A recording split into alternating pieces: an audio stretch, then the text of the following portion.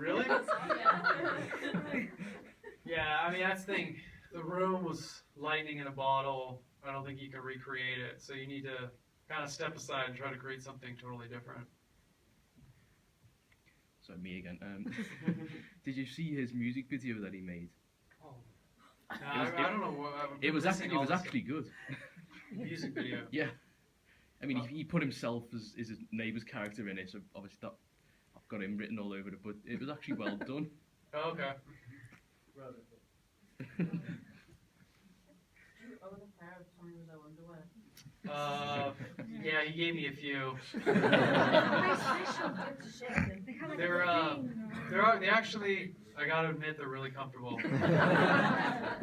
When I see them on, it's a bit weird, but they're actually pretty good, I gotta admit. And there's a little pocket in there which can be used for, I think it was a condom or a credit card or something. I haven't tried either, but that's supposedly what it's for. Right, yeah. Yeah. If it happens, when Tommy lets his guard down a bit, what's the more like human side of him like? Oh, he's a lot of fun. He's always entertaining, going out to dinner. He has a very jovial sense, very charming, always makes you laugh. So there's a really great side to him. But he's definitely gregarious. You just don't know which Tommy you're gonna get, which is, I think, what we all love, right? Do you have any idea if Tommy is still running the jeans business at the side? I hope he is. I hope he makes more commercials like that Shakespeare one. I think he's creating his own jeans now. So there's no more street fashions. It's just Tommy Wiseau jeans. So. Do you think you hit a sweet spot in 2003 because of like the internet and stuff like that, or do you think this would have happened at any time? No, that's what I was saying. I don't think it will happen again, just because the time it came out, there was so much word of mouth that it took such a long time to build that it was so organic. So now I feel like it would just come out and people would be over it in like a week or so. So it was a perfect time for it to happen. You mentioned like when your mum first met him. What did she make of the film? She was definitely concerned when she saw the dailies, but now she's into it. She thinks Tommy's great, so it just goes to show don't always listen to your parents. Yeah, actually, I came from China, and there were many Chinese friends love this film. And have you ever thought about the reasons why this kind of weird film just be popular around the world, whole world? They are all crazy about it. I not really. I knew it was funny for me when I watched it because I always found Tommy entertaining, but I didn't think it would translate into people actually, getting it and wanting to see it over and over. But yeah, I don't know. What is it that brings you guys back?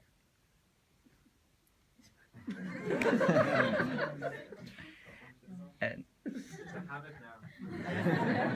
Because I have films that I love that I'll watch on the plane if I just need to zone out. Like I'll throw in Back to the Future or Drive or something that I just, I love the music and art direction and all that. That's just easy to watch. But it's the same for Ruby.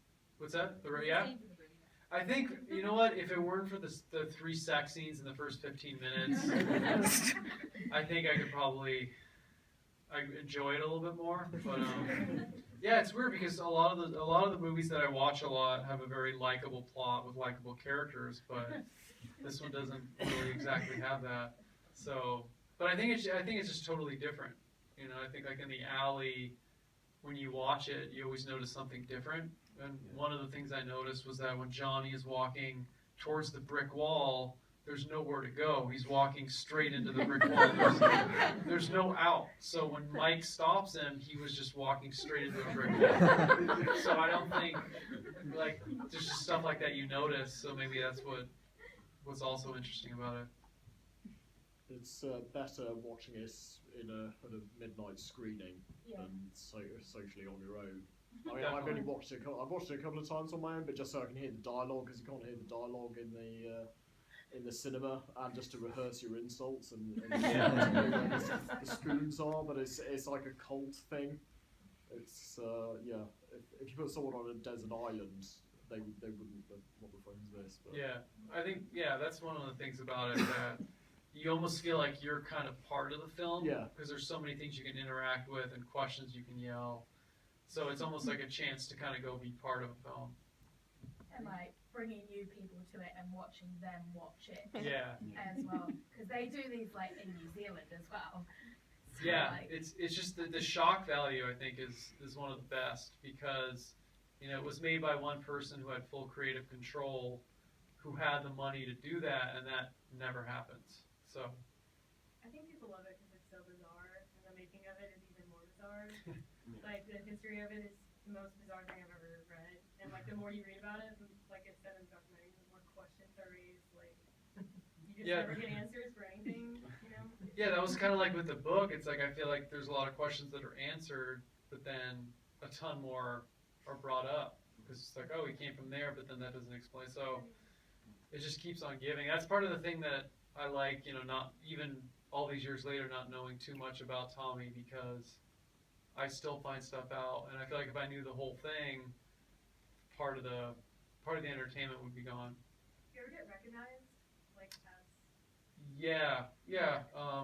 It's always surprising, So it's always surreal. I'll be in an airport in Canada, and someone will come up to me, and like one time I was like falling asleep on the floor in Dallas airport. Someone came up to try to get a picture. So it still amazes me. I mean, it still amazes me that people watch this film even over here. So it's never something that I kind of take for granted, just because from where it started.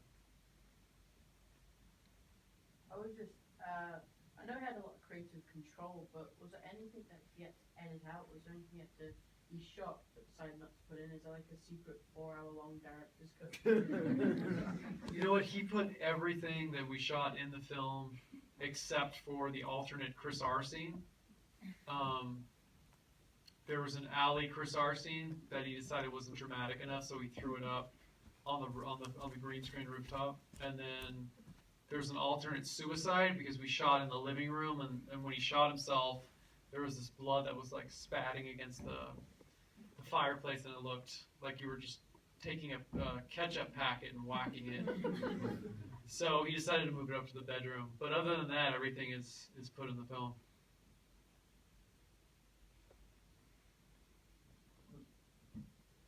You clearly did, but like, how many of the actors actually got to see the proper script for the movie? He didn't really share the script with the actors, because he thought maybe they'd steal it or talk about the plot. So I was one of the lucky ones to read it, and then the script supervisor as well. But it was a pretty big secret. I think everyone thought they had a bigger role than they did. Hello. Is You looking ready to start going to that, yeah? yeah, is Yeah. trailer ready? We'll give Alex a shout through there, might be able to hear you. Hey, lads, just go there. Hold on, we might. Powers of technology. Hello, Alex, can you hear us? This wasn't scripted. Hello, Alex, can you hear us? Okay, we're going to get right back to you. Bear with us. Come on, Alex. I think Alex fell asleep. Yeah, a couple more questions. What was the weirdest thing that you've ever seen Tommy do or say?